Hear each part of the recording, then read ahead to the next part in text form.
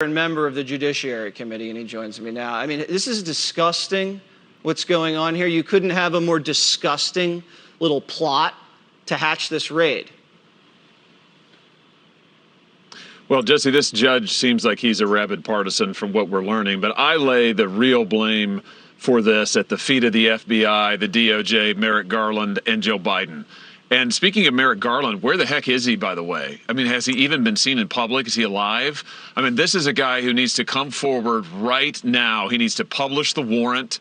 He needs to publish the list of everything they took from the president. He needs to explain how in the world he authorized this, because I can tell you, Jesse, this is a serious, serious breach of the rule of law, which is why Garland needs to go. And if he won't resign, he ought to be impeached. So if you seize boxes from a guy's private house and you don't let any lawyers watch what you're doing, isn't that tainted evidence? I mean, couldn't they just say, oh, look what I found. Oh, look what I found. Trump had this in the box. I mean, there's no chain of custody, right? You toss that.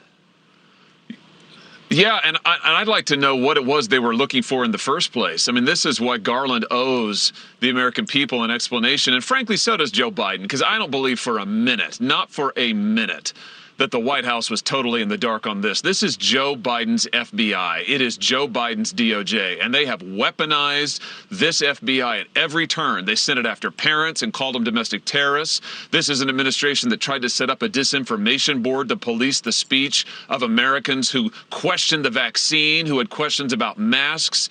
This is an administration that is totally out of control. And I tell you, it will take a long time to repair the basic constitutional norms and democratic norms here that this administration is trampling. But Jesse, what this makes clear to me above all is that though our constitutional framework of government is strong, and I believe that, we have deep corruption in our government, deep corruption. Yeah, you got to pull it out from the roots. And we're going to have to make it a focus to root it out. And I'm glad you're on the show, and I haven't seen a lot of other Republicans out there saying anything. Are you guys on vacation? I feel like you guys are missing a huge opportunity to really stand up against this injustice.